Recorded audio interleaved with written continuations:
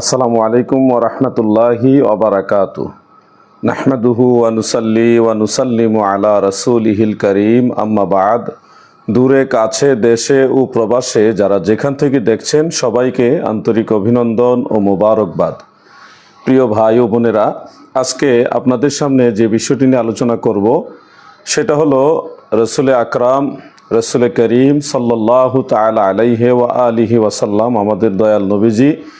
তিনি আউয়াল মাখলুক, তিনি নূর এবং নূরের তৈরি বা নূরে মুহাম্মাদি থেকে নবীজি তৈরি। তিনি নূরে মুজাসসাম, তিনি কখনো মাটির তৈরি নয় বা নুতফা থেকে তৈরি নয়, অথবা মদিনা শরীফের রওজা মুবারকের মাটির তৈরি নয়, অথবা জান্নাতের মাটির তৈরি, এরকমও বলা যাবে না। বরং প্রিয় নবীজি নূর এবং নূরে মুহাম্মাদি থেকেই তৈরি, নূরের তৈরি, যেটাকে স্পষ্ট বলা হয়। তো ইদানিং আমাদের অনেক ভাইয়েরা তিনারা দাবি করছেন যে হজরতে কাব আহবার রহমাতুল্লাহ আলাইহি থেকে নাকি বর্ণিত আছে রসুল করিম সাল্লাল্লাহু আলাইহি ওয়াসাল্লামের দেহ মুবারক রওজা মুবারকের মাটি থেকে তৈরি এবং সেই মাটিটাই হলো নূর। এই ধরনের একটা ব্যাখ্যা বা বক্তব্য তিনারা দিচ্ছেন। আমরা বারবার বলছি যে কাব আহবার রহমাতুল্লাহ আলাই উনি কোনো সাহাবী না, উনি ছিলেন প্রথমে ইয়াহুদি, মানে ইহুদি ছিল, আহলে কিতাব ছিল। তিনি রসুল পাক সাল্লাল্লাহু আলাইহি ওয়াসাল্লামের জামানায় জীবিত থাকা সত্ত্বেও ইসলাম গ্রহণ করেন নাই। এমনকি হজরত আবু বকর সিদ্দিক রাদিয়াল্লাহু আনহুর জামানাতেও ইসলাম গ্রহণ করেন নাই। তিনি হজরত উমর ফারুক রাদিয়াল্লাহু আনহুর জামানায় এসে ইসলাম গ্রহণ করেছেন এবং তাবিঈ এর মর্যাদা লাভ করেছেন। সেই কাবুল আহবার থেকে যে বর্ণনাটা এসেছে তিনতের শব্দটা সহকারে, যে আমারা জিবরিলা আইয়াতিয়াহু বিত্তিনাত, এই ধরনের লফজের মাধ্যমে উল্লেখ রয়েছে। জিবরিল আলাইহিস সালামকে আল্লাহ তাআলা আদেশ করলেন যে মাটি আনার জন্য। তো আমরা সবসময় বলেছি এই তিনাত শব্দ সহকারে যে বর্ণনা রয়েছে এটা লাইসা লাহুল ইসনাদ, এটা কোনো সনদ নাই, এটার কোনো সনদই নাই, টোটাল সনদবিহীন একটা জাল কথা। এরপরে আমি চ্যালেঞ্জও করেছিলাম, তো আমাদের কয়েকজন ভাই তিনারা সনদ দেখানোর জন্যে প্রস্তুতি নিয়েছিলেন, কিন্তু এই তিনাত বা মাটির কথা যে বর্ণনার মধ্যে আছে ওইটার তো সনদ নাই, কিন্তু যেটার সনদ আছে ওইটার মধ্যে মাটির কথা নাই, নূরের কথা আছে। তো নূরের হাদিসের সনদ আমাদেরকে দিয়ে লাভ কি? ওটা তো আমাদের পক্ষে, আমাদের দাবির পক্ষে। আপনারা হলেন মদিনা রওজা মুবারকের মাটির তৈরি, সেটার দাবির পক্ষে। তো মাটি শব্দ সহকারে কাবুল আহবার রহমতুল্লাহ আলাইহি থেকে সনদ সহকারে হাদিস পেশ করুন। অতএব আমি স্পষ্ট আজকে বলে দিলাম যে যদি কেউ তিনত শব্দ সহকারে মদিনার রওজা মুবারকের মাটি বা তিনত কাদা মাটি দিয়ে রসুল পাকের দেহ মুবারক তৈরি করা হয়েছে এই সনদ দেখাতে পারেন, আপনাদেরকে ওয়েলকাম। আমি আবারও বলছি, কাবুল আহবার রহমাতুল্লাহ আলাইহি থেকে নবীজির দেহ মুবারক মদিনার মাটি দিয়ে তিনত শব্দ সহকারে যে বর্ণনা, এটার কোনো সনদ নাই, পারলে কেউ দেখান। তবে যেটার সনদ আছে কাবুল আহবার থেকে, সেই বর্ণনাকেও আল্লামা প্রিন্সিপাল এম.এ. জলিল সাহেব রহমতুল্লাহ আলাই তিনি অগ্রহণযোগ্য হিসেবে তিনার নূর নবী গ্রন্থের মধ্যে উল্লেখ করেছেন। এটা গ্রহণযোগ্য না। কেন গ্রহণযোগ্য না? প্রিয় সুন্নি ভাই ও বোনেরা, আপনারা যারা লাইভে এসেছেন অত্যন্ত মনোযোগ দিয়ে কথাটা আপনারা শুনুন। কাব আহবারের এই বর্ণনা কেন গ্রহণযোগ্য না, আল্লামা জলিল সাহেব রহমতুল্লাহ আলাই কেন বললেন এটা গ্রহণযোগ্য না? কারণ আপনারা সবাই জানেন রসুল সাল্লাল্লাহু আলাইহি ওয়াসাল্লাম হলেন সর্বপ্রথম সৃষ্টি, যেটা হাদিসে জাবেরের মধ্যে উল্লেখ। ইমাম জালালউদ্দিন সুয়ুতি উল্লেখ করেছেন, ইমাম আব্দুল বাকি জুরকানি, ইমাম শিহাবুদ্দিন কাস্তালানি, ইমাম মোল্লা আলী কারি, ইমাম ইবনে হাজার মক্কি, আল্লামা আব্দুল হাই লখনবী, এক দল ইমাম মুসান্নাফ আব্দুর রাজ্জাকের রেফারেন্স দিয়ে হাদিসে জাবের উল্লেখ করেছেন, যেখানে স্পষ্ট উল্লেখ রসুল করিম সাল্লাল্লাহু আলাইহি ওয়াসাল্লাম বলেছেন, ইয়া জাবিরু ইন্নাল্লাহ তাআলা কাদ খালাকা কাবলাল আশিয়াই নূরা নবিকা মিন নূরিহি। হে জাবের, নিশ্চয় আল্লাহ তাআলা সব কিছুর পূর্বে তার নূর থেকে তোমার নবীর নূর সৃষ্টি করেছেন। এখানে আল্লাহ তাআলার জাতি নূরের জ্যোতি হিসেবে আমরা বিশ্বাস করি নূরে মুহাম্মাদিকে সব কিছুর পূর্বে আল্লাহ সৃষ্টি করেছেন, অর্থাৎ নূরে মুহাম্মাদি হলো সর্বপ্রথম সৃষ্টি। আমার নবী হলো আউয়াল মাখলুক, এই কথাটা তো আপনারা সবাই মানেন। নবীজি সর্বপ্রথম সৃষ্টি, নবীজির আগে কিছুই ছিল না, সব কিছুর আগে নবীজি ছিলেন। এটা পূর্বের আইম্মায়ে কেরাম সবাই মেনেছেন, আমরাও মানি, আপনারাও নিশ্চয়ই মানেন। তাহলে একটা জিনিস খেয়াল করেন, কাব আহবারের বর্ণনার মধ্যে কি আছে? কাব আহবারের বর্ণনার মধ্যে আছে, কাব আহবার রহমতুল্লাহ আলাইহি তিনি বলেছেন, এটা কিন্তু আল্লাহর কথাও না, আল্লাহ রসুলের কথাও না, কোনো সাহাবীর কথাও না, কথাটা হলো কাব আহবারের, যিনি ইহুদি ছিলেন এবং শেষে ওমর রাদিয়াল্লাহু আনহুর জামানায় এসে মুসলমান হয়েছেন, একজন তাবিঈ। তিনি বলতেছেন, লাম্মা আরাদাল্লাহু আযজা ওয়া জাল্লা আইয়াখলুকা মুহাম্মাদান আমারা জিবরিল আলাইহিস সালাম ফাআতাহু বিকাবদাতিল বাইদা আল্লাতী হিয়া মাওদিউ কবরি রাসূলিল্লাহি সাল্লাল্লাহু আলাইহি ওয়াসাল্লাম। খুব খেয়াল করে শুনলেন, আল্লাহ তাআলা যখন ইচ্ছা করলেন নবী মুহাম্মদ সাল্লাল্লাহু আলাইহি ওয়াসাল্লামকে সৃষ্টি করার জন্যে, অর্থাৎ নবীজিকে সৃষ্টি করেন নাই, এর আগেই যখন আল্লাহ ইচ্ছা করলেন, তখন আমারা জিবরিল আলাইহিস সালামকে আল্লাহ আদেশ দিলেন। তার মানে বোঝা যাচ্ছে নবীজি সৃষ্টি হওয়ার আগে জিবরিল ছিল। এখানে কি বোঝা যাচ্ছে? যে নবীজিকে বানাইবার আগে আল্লাহ যখন নবীজিকে বানানোর ইচ্ছা করলেন, তখন জিবরিল আমিনকে আল্লাহ আদেশ দিলেন যে যাও মাটি নিয়ে আসো বা সাদা বস্তু নিয়ে আসো, ইত্যাদি ইত্যাদি। তো এখন আপনারা বলেন, জিবরিল আলাইহিস সালামকে আমার নবীর আগে সৃষ্টি না আমাদের নবী সবার আগে সৃষ্টি? আপনারা বলেন। হাদিসে জাবের সহ অন্যান্য হাদিসের আলোকে আমরা যেটা জানি, আল্লাহ রসুল সাল্লাল্লাহু আলাইহি ওয়াসাল্লাম হলেন সর্বপ্রথম সৃষ্টি, আউয়াল মাখলুক। তাহলে কাব আহবারের বর্ণনার মধ্যে আছে, আল্লাহ তাআলা যখন নবীজিকে বানাইবার ইচ্ছা পোষণ করলেন, তখন জিবরিলকে আদেশ দিলেন জমিন থেকে সাদা বস্তু নিয়ে আসো বা এই নিয়ে আসো সেই নিয়ে আসো। তাহলে জিবরিল কি নবীজির আগে ছিল? এখানেই তো বোঝা যাচ্ছে যে ডাল মে কুচ কালা হয়। আল্লামা জলিল শাহবুজুর রহমতুল্লাহ আলাইহি নূর নবীর মধ্যে এই জন্য লিখেছে এটা অগ্রহণযোগ্য, এটা গ্রহণযোগ্য হতে পারে না। আল্লামা জলিল শাহবুজুরের বইটা আপনারা দেখেন, 2 নম্বর পয়েন্টে, সম্ভবত 9 পৃষ্ঠার 2 নম্বর পয়েন্টে কাব আহবারের এই বর্ণনাটা উল্লেখ করে তিনি লিখেছে এটা হাদিসে জাবেরের বিপরীত, হাদিসে জাবেরের খেলাফ, এবং এটা কখনোই গ্রহণযোগ্য হতে পারে না। এরপর এটা সনদ নাই, যেটা সনদ নাই এটা কিভাবে আপনি দলিল দিবেন? আমি আশ্চর্য হলাম। আমাদের আব্দুল আজিজ আনোয়ারি সাহেব, উনি আজকে একটা পোস্ট দিয়েছেন, আল্লামা ইউসুফ নাবহানি রহমতুল্লাহ আলাইহের আনোয়ারে মুহাম্মাদিয়া কিতাবটা আমার কাছে আছে, পাশে আছে, আমি ইচ্ছা করলে দেখাও, আমার কাছে আছে, আমি এটা অনেক আগে স্টাডি করেছি। সেখানে কাব আহবারের বর্ণনাটা উল্লেখ আছে সনদ ছাড়া। ওইটা উনি দলিল দিয়েছেন যে দেখেন আল্লামা ইউসুফ নাবহানিকে ওয়াহাবি বলেন, সেমি ওয়াহাবি বলেন। আরে বুকা ভাই, আপনি কি বুকা হয়ে গেলেন? কিতাবে থাকলে কি দলিল, এটা সনদ লাগবে না? প্রত্যেকটা বর্ণনা কোনো না কোনো কিতাবে আছে, তো কিতাবে থাকলে কি দলিল হয়ে যায়? এটা সনদ লাগবে না? তা আপনারা যদি এটার সনদ দেখাইতে পারেন, 3 শব্দ সহকারে যে বর্ণনা আছে এটা সনদ দেখাইতে পারেন, ওয়েলকাম, দেখান। সনদ ছাড়া এটা আপনারা এই কিতাব আছে ওই কিতাব আছে থাকলে কি, এটা তো সনদ নাই। আর এই হাদিস যদি আমরা মানতে যাই, তাহলে হাদিসে জাবের অস্বীকার করতে হবে, নবীজি আউয়াল মাখলুক এটা অস্বীকার করতে হবে। দেখেন এখানে স্পষ্ট লেখা আছে যে লাম্মা আরাদাল্লাহু আযজা ওয়া জাল্লা আইয়াখলুকা মুহাম্মাদান সাল্লাল্লাহু আলাইহি সাল্লাম, যখন আল্লাহ নবীজিকে, নবী মুহাম্মদ সাল্লাল্লাহু আলাইহি ওয়াসাল্লামকে সৃষ্টি করার ইচ্ছা করলেন, তখন আমারা জিবরিলকে আদেশ দিলেন। তার মানে নবীজি সৃষ্টি হওয়ার আগেও জিবরিল ছিল। এটা কি হতে পারে? আপনারা বলেন, এটা কি হতে পারে? জিবরিল আলাইহিস সালাম আগে, নবী পরে, এটা হতে পারে? আপনারা বলেন। এটা তো হাদিসে জাবের সহ আহলে সুন্নাত ওয়াল জামাতের সমস্ত ইমামদের ফয়সালার বিপরীত। ইমাম ইবনে হাজার মক্কি রহমাতুল্লাহ আলাইহি, ইমাম মুল্লা আলী কারি রহমাতুল্লাহ আলাইহি, সমস্ত ইমামরা বলেছেন যে ইন্না আউওয়ালাহান নূর আল্লাযী খুলিকা মিনহু আলাইহিস সালাতু ওয়াস সালাম, সর্বপ্রথম আল্লাহ নূর সৃষ্টি করেছেন, যে নূর থেকে আল্লাহ আমার নবীকে সৃষ্টি করেছেন। এটা আইম্মায়ে কেরামের আকীদা। এখন আপনারা একদিকে বলবেন যে নবীজি নিজেই নূর, নবীজিকে নূরের তৈরি বলা যাবে না, নবীজি আপাদমস্তক নূর, তা এই কথার মধ্যে থেকে যান।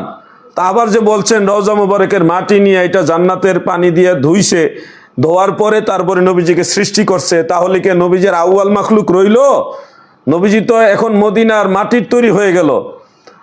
এখন মদিনার আপনি বলবেন তিনাত মানে নূর, তাহলে তো নূরের তৈরি। আপনি নূরের তৈরি না বলে ওই নূর দিয়েই তো নবীজির জেসেম মোবারক আল্লাহ সৃষ্টি করেছেন। তাহলে নূরের সৃষ্টি বা নূরের তৈরি না বলে আপনি কেন এখন বলতেছেন তিনতে তুরবতের তৈরি? মাটি তীর, এটাকে আরবিতে বলা হয় তিনত, কাদামাটি। কাদামাটি আর তুরবত, ধুলাবালি মাটি, এই ধরনের শব্দ ব্যবহার করছেন কেন? বলেন নূরের তৈরি, সেই নূরে মুহাম্মাদি দিয়ে নবীজি তৈরি, এইভাবে বলেন না কেন? এইভাবে বলে দিলে তো ঝামেলা শেষ, ঝামেলা শেষ। আপনি তিন ও তুরবত এই শব্দটা সামনে নিয়ে আসতেছেন। আবার বলছেন আমরা সনদ দেখাবো। শুনেন আজকে সনদের হাল আপনাদের একটু বলি। প্রিয় দর্শক, আপনারা একটু খেয়াল করবেন, যেই বর্ণনাটা কাবুল আহবার থেকে সনদের মাধ্যমে আসে, সেখানে আবার মাটি শব্দটা নাই, ওখানে নূরের কথা আছে, মাটি শব্দটা নাই। ওই সনদের মধ্যেও বিশাল ঝামেলা। আমি জাস্ট দুইজন রাবির কথা বলি। আমি শারফুল মুস্তফার মধ্যে এটা সনদ পেয়েছি, ইবনু আসাকিরের রেফারেন্সে রয়েছে। এর প্রথম একজন রাবি, ওনার নাম হলো ইসহাক ইবনে বুসর অথবা বিশর। এই ইসহাক ইবনে বিশর সম্পর্কে মুহাদ্দিসিনে কেরাম বলেছে সে কাজ্জাব, সে মিথ্যাবাদী রাবি, সে মিথ্যা হাদিস বর্ণনা করত। কারা কারা ওনাকে মিথ্যাবাদী বলেছেন? ইমাম বুখারী রহমতুল্লাহ আলাইহের উস্তাদ ইমাম আলী ইবনে মাদিনী রহমতুল্লাহ আলাইহে এই ইসহাককে বলেছে সে কাজ্জাব, সে মিথ্যাবাদী রাবি, সে মিথ্যা হাদিস বর্ণনা করত। শুধু এখানে শেষ না, ইমাম ইবনু হাব্বান রহমতুল্লাহ আলাইহি বলেছে তার হাদিস বর্ণনা করা জায়েজ নাই, তার হাদিস বর্ণনা করা জায়েজ না, ইমাম ইবনে হিব্বান বলেছেন। এরপর ইমাম দারাকুতনি রাহিমাহুল্লাহ বলেছেন যে সে কাযযাব, মাতরুক, সে মিথ্যাবাদী এবং পরিত্যাজ্য, মিথ্যাবাদী এবং পরিত্যাজ্য। ওই যে কাবুল আহবারের যে রেওয়ায়েত আপনারা সামনে নিয়ে আসতে চাচ্ছেন, এই রেওয়ায়েতের যেটার মধ্যে মাটির কথা নাই, কিন্তু আমি আবারও বলছি এটার মধ্যে মাটির কথা নাই, নূরের কথা আছে। তাও ওই রেওয়ায়েতের মধ্যে একজন রাবি, তার ব্যাপারে ইমাম আলী ইবনে মাদিনী এবং ইমাম দারাকুতনি দুইজনে বলেছে সে কাযযাব। আর ইমাম ইবনু হাব্বান বলছে তার হাদিস বর্ণনা করাই জায়েজ নাই, এইভাবে বলেছে ইবনু হাব্বান। এটা আপনারা মিজানুল ইতিদালের রাবি নম্বর 739-এ পাবেন। এরপরে এছাড়াও এই বর্ণনার মধ্যে আরেকজন রাবি আছে, তার নাম ইসহাক ইবনে ইয়াহইয়া ইবনে তালহা। ইসহাক ইবনে ইয়াহইয়া ইবনে তালহা, এই রাবি সম্পর্কে একদল ইমাম তার ব্যাপারে সমালোচনা করেছেন। যেমন ইমাম সামানি রহমতুল্লাহ আলাইহি, তিনি বলছে যে সে হাদিস বানাইতো, মানে হাদিস নিজে বানায় মানুষের কাছে বর্ণনা করত। দেখেন আপনার কাবুল আহবারের সনদের হাল দেখেন। এই ইমাম সামানি রহমতুল্লাহ আলাইহি এই অভিযোগ দিয়েছে সে হাদিস তৈরি করতো, হাদিস বানাইতো। এরপরে ইমাম ইয়াহইয়া ইবনে মাইন রহমতুল্লাহ আলাইহি, তিনি বলতেন আমি তার হাদিস লিখিই না, মানে এই লোকের হাদিস আমি লিখিই না। এরপর ইমাম আহমদ বিন হাম্বল, ইমাম নাসাই, ওনারা দুইজনই বলেছে সে মাতরুকুল হাদিস, সে হাদিসের ক্ষেত্রে পরিত্যাজ্য, অগ্রহণযোগ্য। এরপরে ইমাম বুখারী রহমতুল্লাহ আলাইহিও বলেছে সে সমালোচনার যোগ্য, কারণ তার স্মরণ শক্তি নিয়ে সমালোচনা আছে, স্মরণ শক্তি দুর্বল ছিল, ইমাম বুখারী বলেছেন। এরপরে শুনুন আপনারা কতজন ইমাম এটা নিয়ে সমালোচনা করেছেন। হাফিজ ইমাম আবু আলী তুসি রহমতুল্লাহ আলাইহি, তিনি বলেছেন যে লাইসা বিকাবি, সে শক্তিশালী না, দুর্বল রাবি। এরপরে তার স্মরণ শক্তির ব্যাপারে সমালোচনা আছে। ইয়াহইয়া ইবনে মাইন থেকে আরেকটা মত এখানে রয়েছে, সে দাঈফুল হাদিস, এবং তার ব্যাপারে বলেছে লাইসা বিকাবিগিন, সে শক্তিশালী নয়, সে দুর্বল রাবি, সমালোচিত রাবি। ইমাম আবু হাতেম ইবনু হাব্বান রহমতুল্লাহ আলাইহি তাকে দুর্বলদের অন্তর্ভুক্ত করে দিয়েছেন। ইমাম সাজি তাকে দুর্বল বলেছেন। এছাড়া ইমাম উকাইলি, ইমাম ইবনু শাহিন, ইবনু আবু আরব, সবাই তাকে দুর্বল রাবিদের মধ্যে, সমালোচিত রাবিদের মধ্যে উল্লেখ করেছেন। আমি কতজনের নাম বলবো, আমি বিশাল এক তালিকা করেছি, যেগুলি ইকমাল ও তাহজিবিল কামাল সহ অসংখ্য আসমা ও রেজালের কিতাবের মধ্যে আছে। যে এই হলো ওই যে কাবুল আহবারের যে সনদ আছে, ওই সনদের দুইজন রাবির কথা বললাম, আর বাকি রাবিদের কথা বলবো না। হ্যাঁ, বাকি রাবিগুলির কথা বলার প্রয়োজন নাই। যেখানে দুইজন রাবির উপরে মিথ্যা হাদিস বানাইবার, মিথ্যা জাল হাদিস বানাইবার অভিযোগ আছে এবং তাদের ব্যাপারে ব্যাপক সমালোচনা আছে, সেই হাদিস ওনারা সহি বলেছেন। আমাদের সিরাজনগরী সাহেব, মানে শেখ শিব্বির আহমদ সিরাজনগরী সাহেব, এটাকে সহি হাদিস বলেছেন ওনার পোস্টের মধ্যে, এটাকে সহি হাদিস বলেছেন, বুঝছেন? যেটার মধ্যে মিথ্যাবাদী রাবি আছে, জাল হাদিস বানাইতো, নিজে হাদিস বানায় বর্ণনা করত, এবং যার বর্ণিত হাদিস বর্ণনা করাই জায়েজ নাই, এই ধরনের বর্ণনাকে আমাদের সিরাজনগরের শেখ শিব্বির আহমদ সাহেব সহি হাদিস বলেছেন। তাহলে বুঝেন ওনাদের জরা তাদিল সম্পর্কে কত জড়তা। আসমা ও রেজালের অনেকগুলো কিতাব আমি সিরাজনগরী সাহেবকে সংগ্রহ করে দিয়েছি, আলহামদুলিল্লাহ। এটা আমার একটা সৌভাগ্য যে বিশেষ করে সিয়ারু আলামিন নুবালা সহ তারিখুল ইসলাম, ইমাম জাহাবির এবং আল মুগনি, এই ধরনের অনেকগুলো কিতাব আমি ওনাদের সংগ্রহ করে দিয়েছি। তো ওনারা যদি এই ব্যাপারে একটু স্টাডি করেন তাহলে এই সমস্যাটা হবে না। কাবুল আহবার একদিকে এলো সহি মারফু হাদিসের খেলাফ, আরেকদিকে সনদের কি হাল দেখেন। এটার আরেকটা সূত্র আছে, এই কাবুল আহবারের আরেকটা সূত্র আছে, সেটাও আমি বলে দেই, না হলে আবার একটা খটকা থাকবে। যেই সূত্রের মধ্যে দুইজন রাবি আছে যাদের নাম ঠিকানা, মানে তার আগে সত্যবাদী না মিথ্যাবাদী কোনো পরিচয় পাওয়া যায় না, মানে আসমাউর রিজালের দৃষ্টিতে তাদেরকে বলা হয় মাজহুল, অজ্ঞাত, অজ্ঞাত, অপরিচিত, মাজহুল রাবি। দুইজন রাবি, একজন হলো সারি ইবনে উসমান আল বাজিলি, অথবা ওনার উপাধি আরো কয়েকটা আছে, এখানে এক জায়গায় আমি আল বাজিলি পেলাম। ইনি হলেন মাজহুল, তার কোনো পরিচিতি গোটা আসমাউর রিজালের মধ্যে পাওয়া যায় না।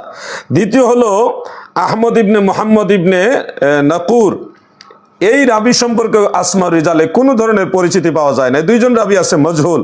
এছাড়াও ওই সূত্রের মধ্যে আমি স্পষ্ট করে দিচ্ছি, আরেকজন রাবি আছে আবু বকর ইবনে আব্দুল্লাহ ইবনে আবি মারিয়াম। এই রাবি সম্পর্কে একদল ইমাম সমালোচনা করেছেন, একদল ইমাম।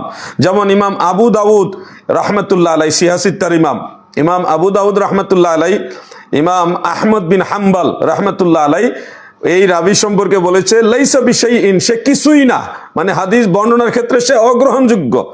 এরপরে ইমাম আবু দাউদ, ইমাম আবু হাতেম, ইমাম ইয়াহইয়া ইবনে মাইন, ইমাম আবু জুরাআ, ইনারা সবাই স্পষ্ট করে বলেছেন যে দাইফ মুনকারুল হাদিস, সে দাইফ এবং মুনকারুল হাদিস, সে একেবারে সমালোচিত একজন রাবি।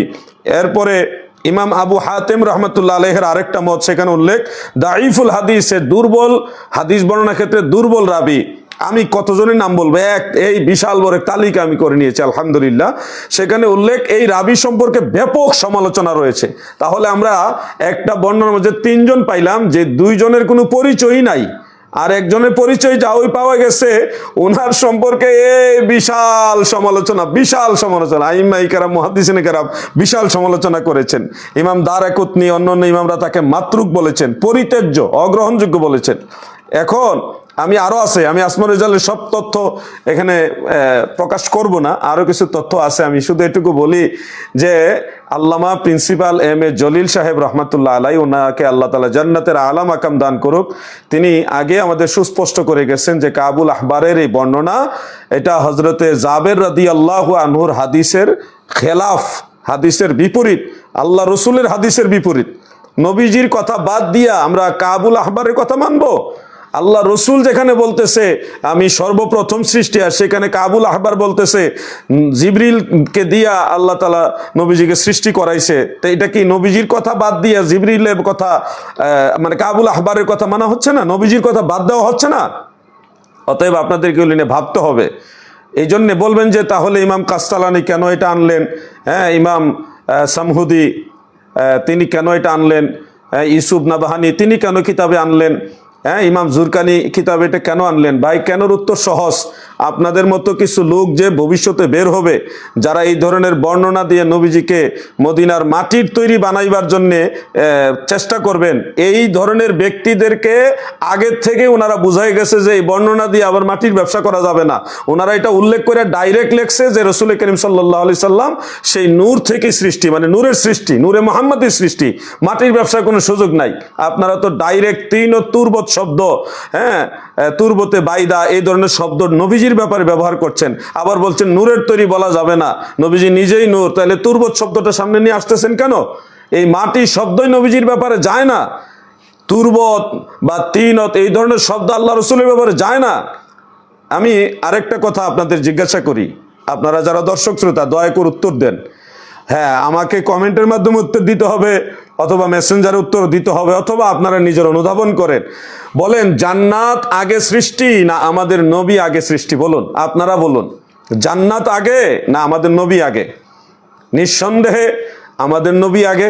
কারণ মারফু হাদিসে হযরত আব্দুল্লাহ ইবনে আব্বাস রাদিয়াল্লাহু আনহুমার রিওয়ায়াতে আছে যে আল্লাহ তাআলা নবীজিকে বলেছেন যে আমি যদি আপনাকে লাউলাকা মা খালাকতুল জান্নাতা ওয়ালান নার, আমি আপনাকে সৃষ্টি না করলে জান্নাতও বানাইতাম না, জাহান্নামও বানাইতাম না। এটা তো একেবারে মারফু হাদিস, আল্লাহ রসুল সাল্লাল্লাহু আলাইহি সাল্লামের হাদিস শরীফ। তাহলে জান্নাত পরে, নবী আগে, আমাদের নবী আগে, জান্নাত পরে। তো এখানে আপনি হাদিসে এই যে কাব আহবারের বর্ণনার মধ্যে একটু খেয়াল করেন, আল্লাহ তাআলা যখন লাম্মা আরাদাল্লাহু আযজা ওয়া জাল্লা আন ইয়াখলুকা মুহাম্মাদান, অর্থাৎ নবীজিকে যখন আল্লাহ সৃষ্টি করার ইচ্ছা করলেন, তখন আমারা জিবরিলকে আল্লাহ আদেশ দিলেন কি করার জন্যে, যে একটা সাদা বস্তু নেওয়ার জন্যে। কোথা থেকে নিতেন? আল্লাতী হিয়া মাউদিউ কাবরি রাসূলিল্লাহ, রাসূল পাকের রওজা মুবারক যেখানে, ওখান থেকে নেওয়ার জন্যে। এখন আমি আপনাদেরকে বলতে চাই, নিল সাদা বস্তুটা, নিল ওই নূর মুবারকটা নিল, নেওয়ার পরে কি করছে? এখনো কিন্তু নবীজির সৃষ্টি হয় নাই, জাস্ট ওই সাদা বস্তু বা নূর মুবারক নিছে, নিয়া এরপরে কি করছেন? জান্নাতের ফাউজিনাত বিমাই তাসনিম ফাগুমিসাত ফি আনহারিল জান্নাহ। দেখেন, জান্নাতের পানি দিয়া, তসনিম নামক নহরের পানি দিয়া ধুইছে, পরিষ্কার করছে, সাদা ফকফকা করছে। তার মানে বোঝা যাচ্ছে যে রওজা মুবারকের সেই সাদা বস্তু নিয়া জান্নাতে ধুইয়া তারপরে আমাদের নবীকে আল্লাহ তাআলা সৃষ্টি করছেন। এর আগে নবীজি ছিল না, এটাই তো বোঝা যাচ্ছে। কারণ এখানে কাবলা আইয়াখলুকা, এখানে লাম্মা আরাদাল্লাহ বলে এখানে স্পষ্ট উল্লেখ যে আইয়াখলুকা মুহাম্মদ, নবীজিকে সৃষ্টি করার আগে, মানে নবীজিকে সৃষ্টি করার ইচ্ছা যখন আল্লাহ করলেন, তখন এই জিবরিলকে পাঠাইছেন। এরপরে জিবরিল আলাইহিস সালাম সেটা নিয়ে জান্নাতের পানি দিয়ে ধুইছেন। তার মানে জান্নাত নবীজিকে সৃষ্টি করার আগেও জান্নাত ছিল, এটা বোঝা যাচ্ছে। কিন্তু নবীজিকে সৃষ্টি করার আগেও জান্নাত ছিল, এটা বোঝা যাচ্ছে। অতএব কিতাবে থাকলেই দলিল হবে না গো। এটা ফাইসালা কি, সনদ কি, আসমা রেজালের মানদণ্ডে কতটুকু এটা গ্রহণযোগ্য, উসুলে হাদিসের মানদণ্ডে গ্রহণযোগ্য কতটুকু, এবং এই আলোকে মুহাদ্দিসিনে কেরাম কি ফাইসালা দিছে সেটা ফলো করতে হবে। ইমাম জুরকানি ডাইরেক্ট লিখেছে নবীজি নূর। আপনারা যে তিন ও তুরবতের ব্যবসা করবেন, মাটির ব্যবসা নিয়ে নামবেন, এটা আইম্মায়ে কেরাম আগের থেকে জানে।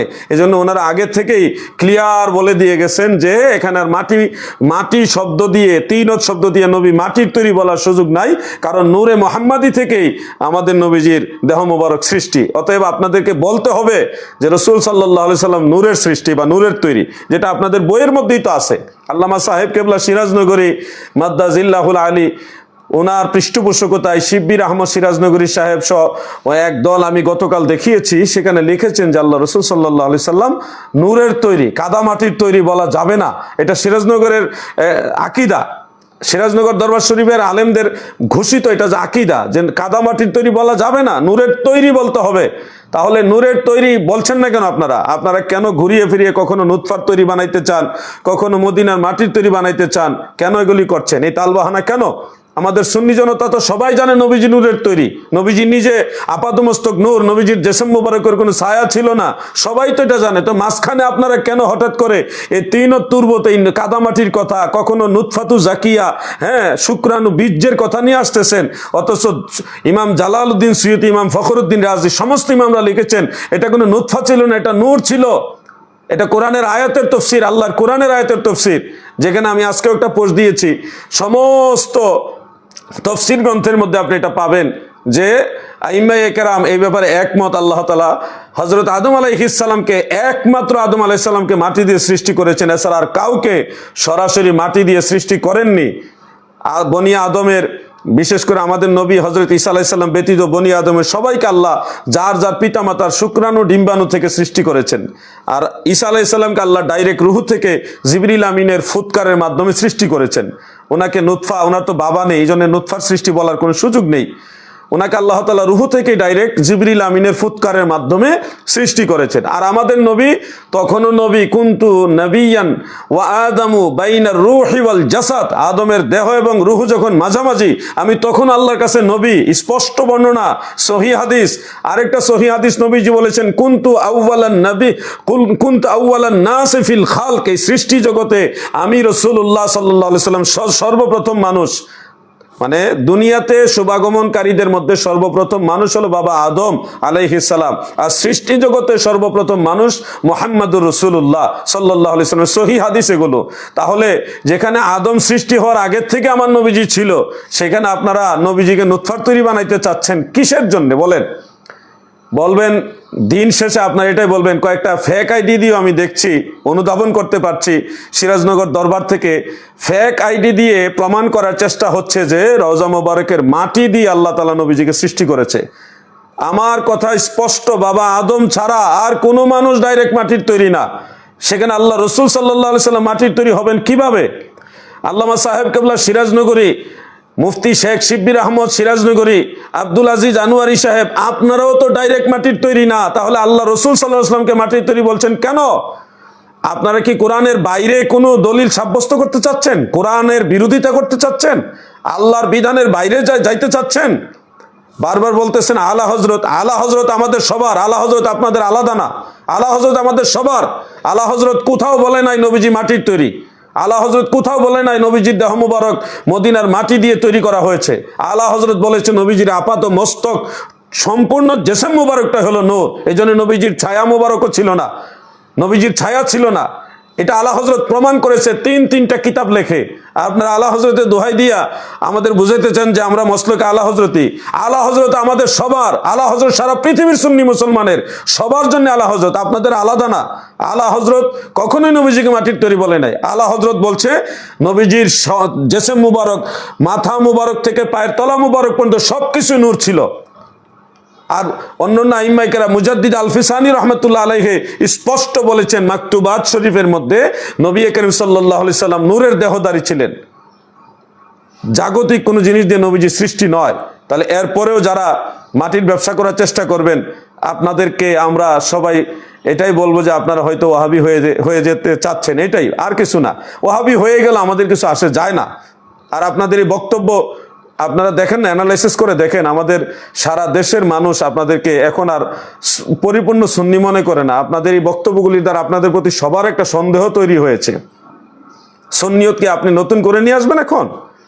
নবীজি নূরের তৈরি না মাটির তৈরি না নুতফার তৈরি, হ্যাঁ কিসের তৈরি, এটা কেন আপনাদের কাছ থেকে এখন আমাদের শিখতে হবে? আমাদের ইমামরা আমাদের ফায়সালা দিয়ে গেছেন, সেটা আমরা জানবো, সেটা আমরা মানবো। আলা হজরত রহিমাহুল্লাহ তিনি স্পষ্ট করে বলে গেছেন নবীজির জেসেম মুবারক নূর, এই জন্য ছায়া ছিল না। আপনারা কেন মাটির ব্যবসা করতে চাচ্ছেন? কাব আহবারের রেওয়ায়েত আর হাদিসে জাবের দুইটা তুলনা করে দেখেন কোনটা মানা যায়। আল্লাহ রসুলের কথা মানবেন না কাব আহবারের কথা মানবেন? সনদের কথা তো আছেই।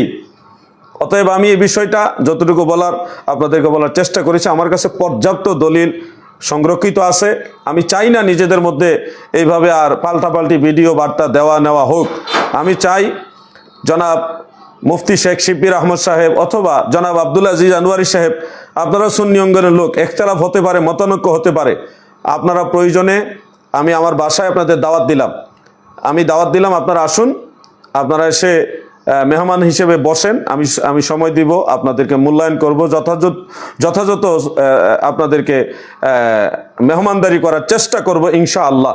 আপনারা দুইজনকে আমি দাওয়াত দিলাম, আপনারা আমার বাসায় আসুন, একটু সময় দেন। আপনারা প্রমাণ করবেন যে রসুল করিম সাল্লাল্লাহু আলাইহি ওয়াসাল্লামের জেসেম মুবারক মদিনা শরীফের মাটি দিয়ে তৈরি, এটা সনদ সহকারে প্রমাণ করবেন আসমা রেজাল উসুল হাদিসের মানদণ্ডে।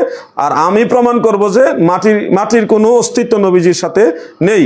আর যদি আপনারা, যেটা বারবার আপনাদের ভক্তরা বলছে ওইটা তো নূরই ছিল, ওটা তো মাটি বলা হচ্ছে না কেন? তিন ও তুরবত শব্দ দ্বারা মানুষ কি বুঝবে? তিনত শব্দ, তুরবত শব্দের অর্থ তো কাদামাটি, মাটি। তো এই শব্দগুলি আপনারা নতুন করে নিয়ে আসছেন কেন?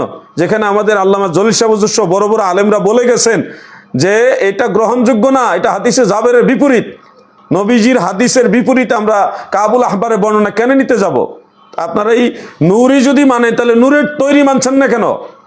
তাহলে ঘুরিয়ে ফিরিয়ে কখনো নুতফার কথা নিয়ে আসতেছেন, কখনো আবার মদিনা রওজা মুবারকের তিন ও তুরবত বানাচ্ছেন। এগুলি কেন করছেন? সরাসরি বলে ফেলেন যে আমরা নবীজিকে নূরের তৈরি মানি, এটা এক কথায় বলে ফেলেন, তাহলে আমরা বুঝবো যে আপনাদের ভিতরে গাপলা নাই। আর যদি এমনে সেমনে ঘুরে ফিরে কথা বলেন, আমরা বুঝে নিব আপনাদের ভিতরে গাপলা আছে। তো প্রিয় দর্শক শ্রোতা, আপনারা সবাই জানেন আমরা আহলে সুন্নাতুল জামাত সবসময় সত্যটা মানি এবং সত্যটা মানার চেষ্টা করি, সত্য পথে চলি। দ্বিতীয় যে বিষয়টা বলবো, জনাব আলী হাসান ওসামা সাহেব তিনি একটা পোস্ট দিয়েছিলেন। পোস্টার ভাষাটা ছিল এরকম যে বাবা আদম আলাইহিস সালাম ছাড়া অন্য মানুষ, বনি আদম, অন্য কেউ সরাসরি মাটির তৈরি না। এই বক্তব্যটা আমি দিয়েছিলাম, আমি পোস্ট দিয়েছিলাম, বক্তব্য দিয়েছিলাম। উনি বলতেছে এই ধরনের বক্তব্য থেকে আমি ফিরে আসার জন্যে। তো আমি বলেছিলাম এরকম যে আমি কোরআনের আলোকে এটাই জানি যে রাসূল করিম সাল্লাল্লাহু আলাইহি সাল্লামের উপরে নাজিলকৃত সে কোরআনের মধ্যে স্পষ্ট উল্লেখ হযরত আদম আলাইহিস সালামকে আল্লাহ তাআলা মাটি দিয়ে সৃষ্টি করেছেন, সরাসরি খালাকাহু মিন তুরাবিন। আল্লাহ তাআলা তিনাকে মাটি থেকে সৃষ্টি করেছেন। আর বনি আদমের আর কাউকে আল্লাহ সরাসরি মাটি থেকে সৃষ্টি করেননি। হযরত আদম আলাইহিস সালামের নসলকে আল্লাহ তাআলা যার যার পিতামাতার শুক্রাণু ডিম্বাণু নুতফা দিয়ে সৃষ্টি করেছেন। কোরআন শরীফের 12টা আয়াত আছে এ ব্যাপারে, এবং তাফসিরের মধ্যে অজস্র দলিল আছে। আমি আহ্বান করেছিলাম আন্তরিকতার সাথে ইসলামী শিষ্টাচার বজায় রেখে এলমের সৌন্দর্য হিসেবে যে আপনি যদি এ ব্যাপারে কোনো জানতে চান তাহলে আমাদের সাথে যোগাযোগ করতে পারেন, আমরা আপনাকে সহযোগিতা করব। যে আদম নবী ছাড়া আর কেউ সরাসরি মাটির তৈরি না। তো এই জিনিসটাকে উনি হিট করলেন, কটাক্ষ করলেন, এবং মুফতি শহীদুল্লাহ বাহাদুর সাহেব ওনার সাথে আমাকে জানালো যে ওনার সাথেও নাকি অনলাইনে বা অফলাইনে ডিবেট করার জন্য উনি প্রস্তুতি নিচ্ছেন। তো প্রস্তুতি নিচ্ছেন, ভালো কথা, জানতে চান, ভালো কথা। কয়েকদিন আগে আমি দুই একটা এবারত পড়তে গিয়ে আমার একটু জড়তা এসেছে, স্লিপ হয়েছে, সেটা তো স্বাভাবিক। আমি মনে করি আমি চেষ্টা করলে এটা ঠিক হয়ে যাবে। তো আপনি মূল টপিকসে কথা না বলে এখন শুধু বলতেছেন পোস্টের মধ্যে এক কথা, আগের বাক্যে পরের বাক্যে ভুল হয়ে গেল, এই হয়ে গেল। এই মূল টপিকস বাদ দিয়ে আপনি ওদিকে ঘুরে ফিরে যাচ্ছেন কোথায়? কয়দিন আগে ব্রাদার রাহুলের সাথে আপনি যে অনলাইনে পর্যালোচনামূলক একটা ডিবেট না পর্যালোচনা, সেখানে যে আপনি কথা বলতে গিয়ে আপনি যে বুঝাইতে পারেন নাই, আপনি যে একটা ব্রাদার রাহুল জেনারেল শিক্ষিত, বাংলা শিক্ষিত একটা লোকের বুঝাইতে পারেন নাই, আপনার এই অবস্থা, দুর্বলতাটা কাভারেজ দেওয়ার জন্য আমি সুন্নি জামাতের লোক হওয়া সত্ত্বেও আপনাকে আমি সাপোর্ট দিয়ে জাতিকে বোঝানোর জন্য আমি আপনার বক্তব্যের পাশাপাশি আরো অনেক দলিল শো করে আপনাকে সহযোগিতা করেছি। এক কথায়, কারণ আপনার জন্য করি নাই, এটা হানাফি মাযহাবের স্বার্থে করছি, আহলে সুন্নাতুল জামাতের স্বার্থে করেছি। তো সেই যে দেখেন এই কথাগুলো আপনি এই তৎনগত ভুলে গেলেন। আপনাকে সাপোর্ট দেওয়ার জন্য আরো অনেক আলেমরা আপনাকে কাভারেজ দেওয়ার জন্য ভিডিও বার্তা দিয়েছেন। তো আপনি এখন বলতেছেন হ্যাঁ আমি কিতাবই পড়তে পারি না। আসেন না, একটু বসেন, ফিজিক্যালি আমরা বসি একটা জায়গায়, আলোচনা করে বসি, কোনো উগ্র মেজাজি মনোভাব নিয়ে না, বসেন। আপনি কয়টা দলিল কিভাবে সাবমিট করতে পারেন যে সব মানুষ মাটির তৈরি, আর আমি প্রমাণ করব আদম নবী ছাড়া আর কোনো মানুষ সরাসরি মাটির তৈরি না। কয়টা দলিল দিতে পারেন? আসেন একটু দেখি আমি এবারত পড়তে পারি নাকি পারি না, ওটা আমি দেখবো। আপনি যে ব্রাদার রাহুলের সাথে পর্যালোচনা করতে গিয়ে কি দেখে দেখে করেছেন, কথা বলেছেন, এগুলি কিন্তু আমরা জানি। আমি আর অনলাইনে বেশি কিছু বলবো না, শুধু এটুকু বলবো যে আরবের আলেমরাও ঝামেলার মধ্যে দেখবেন, আরবের আলেমরা জের জবর, পেশ জজম, হরকত, এরাব এগুলি দিয়েছে, তারপরও ভুল আছে। ভুল হবে, এটা স্বাভাবিক। শুধু আমার ভুল হয় তা না, আপনাদেরও ভুল হতে পারে, এটা স্বাভাবিক। চেষ্টা করতে হবে দায়িত্বশীল হয়ে সতর্কতার সাথে তেলাওয়াত করার জন্য, এটা আমাদের সবার উচিত। একজন আরেকজনকে এই পরামর্শটা আমরা দিব, কিন্তু মূল টপিকস থেকে দূরে গিয়ে ফেসবুক, সোশ্যাল মিডিয়াতে আপনাদের যে আচরণ, এই আচরণগুলি কখনো ইসলাম বুঝাইতে পারেন না। একটা জেনারেল শিক্ষিত লোক, তাকে আপনি বুঝাতে পারেন না তারাবি নামাজ নিয়ে, একটা সহজ বিষয়, একেবারেই সিম্পল সহজ বিষয়, এটা তাকে বুঝাইতে পারেন না। সেখানে আমাদের ব্যাকআপ দেওয়া লাগে দলিল দিয়ে, দলিলের পরে দলিল, দলিলের পরে দলিল দিয়ে আমাদের ব্যাকআপ দেওয়া লাগে। আর সেখানে আপনি যদি আমাদেরকে নিয়ে তিরস্কার করেন, এটা কখনোই আপনার মধ্যে আমি ভালো আদর্শ মনে করি না। আপনার যদি, এখনো বলছি, ভালোভাবে বলছি, আপনাকে সম্মান দিয়ে বলছি, যদি এই বিষয়ে আপনি বুঝতে চান, আলোচনা করে আসেন, এক জায়গায় বসি, আপনি বুঝাবেন যে সব মানুষ মাটির তৈরি, আর আমি কোরআন, হাদিস, তাফসির, ফিকহ, দলিল, আদিল্লা যা লাগে সব দিয়ে আমি আপনাকে বুঝাবো যে বাবা আদম নবী ছাড়া আর কোনো মানুষ সরাসরি মাটির তৈরি না।